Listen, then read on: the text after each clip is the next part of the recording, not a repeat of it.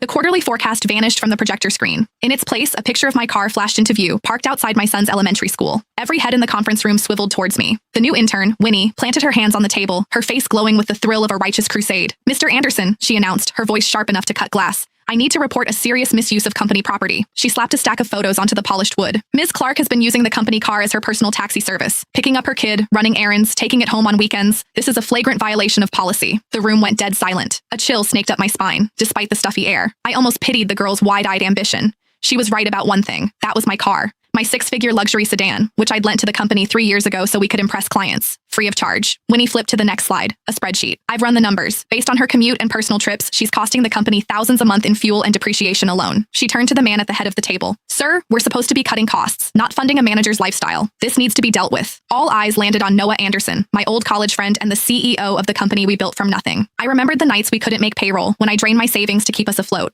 I remembered handing him the keys to this very car, brand new, saying, "The company needs this more than I do." He'd used it for 3 years. I'd paid every cent for gas, insurance, and maintenance. I'd even been the one to drive it to the airport for client pickups when our driver was out. Everyone in this room knew it was my car. Trevor from marketing, who just last week borrowed it to take his father to the hospital, was suddenly fascinated by his keyboard. Macy from reception, who took it for joyrides every month, shot me a look of pure disgust. Noah's fingers tapped a slow, deliberate rhythm on the table, his tell when he was weighing his options. He wouldn't meet my gaze. "Ava." His voice was cold, unfamiliar. Is what Winnie said true? The air left my lungs. True?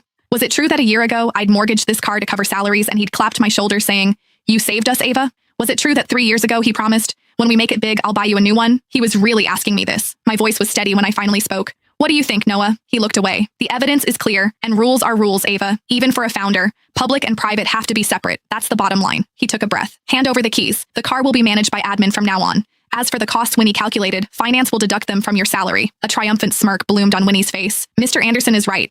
I think Ms. Clark owes the entire company an apology too." Noah waved a dismissive hand. "A company-wide email will suffice." An email. A salary deduction. And he was taking my car. I looked at his familiar face and saw a complete stranger. I didn't argue. I didn't pull out the title from my bag and slam it on the table, because I finally saw it all clearly. Winnie was just a pawn, desperate to climb the ladder by stepping on me. Noah wanted my car, and he was using a clueless intern to steal it in plain sight. 3 years is a long time. Long enough for a lie to feel like the truth, for a gift to be mistaken for an entitlement. I stood, my movements slow and deliberate. I pulled the keys from my bag and set them on the conference table. The metallic clink cut through the silence. "Fine. I accept the decision." My eyes found Noah's, a faint, cold smile touching my lips. "I hope the car continues to bring the company good luck." Noah, who had clearly braced for a fight, let out a slow breath. The tension drained from his shoulders. "Ava, it's for the best. You have to understand, my hands are tied here." When he snatched the keys, clutching them like a trophy. "See, if you just cooperated, we wouldn't have had to make this a public spectacle." I gave her a long look, a flicker of pity the only thing I felt. She had no idea what she was holding. She thought she'd just won the battle.